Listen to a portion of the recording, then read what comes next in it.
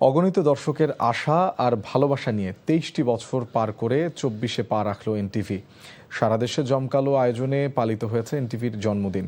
বিস্তারিত ওয়ালিউল্লাহ অলির ডেস্ক রিপোর্টে। চুয়াডাঙ্গা এনটিভির প্রতিষ্ঠা বার্ষিক উপলক্ষে বর্ণাঢ্য শোভাযাত্রা বের হয়।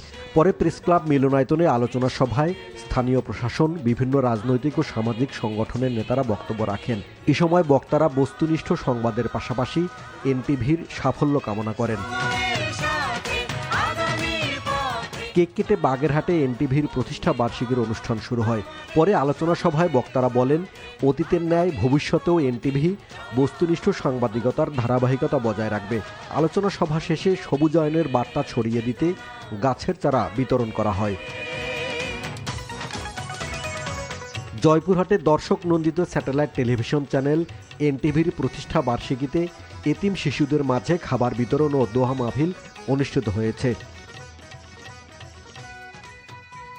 নোয়াখালীতে পরিবেশ বান্ধব গাছের চারা বিতরণ ও প্রতিষ্ঠা বার্ষিকীর কেক কাটেন অতিথিরা। এ সময় তারা এনটিভির উত্তরোত্তর সাফল্য কামনা করেন।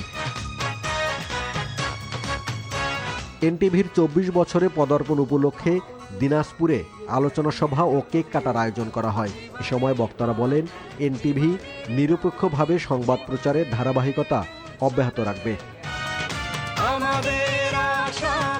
এনটিভির ২৪ বছরে পদার্পণ উপলক্ষে বেনাপোলে উৎসব মুখর পরিবেশে কেক কেটে কর্মসূচির উদ্বোধন করেন স্থলবন্দরের কর্মকর্তা ও বিভিন্ন পেশার মানুষ। পরে আলোচনা সভায় বক্তারা এনটিভিতে প্রচারিত বস্তুনিষ্ঠ সংবাদ আগামীতেও বজায় থাকবে বলে প্রত্যাশা করেন।